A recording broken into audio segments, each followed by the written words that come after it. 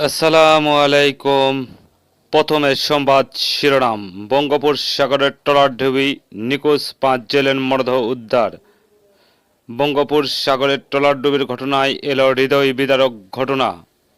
বরগুনার পাথরঘাট মাছ ধরার trawler FV রহমত বৈরী আবহাওয়ার কবলে পড়ে ডুবে যায়।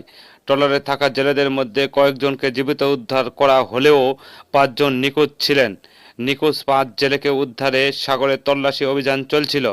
অবশেষে প্রায় 22 ঘন্টা পর তাদের মরদেহ উদ্ধারের খবর পাওয়া গেছে।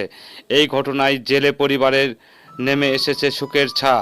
সাগরে মাছ ধরতে যাওয়া মানুষের নিরাপত্তা এবং বৈরী আবহাওয়ার সময় সতর্কতার বিষয়টি আবারও সামনে এসেছে।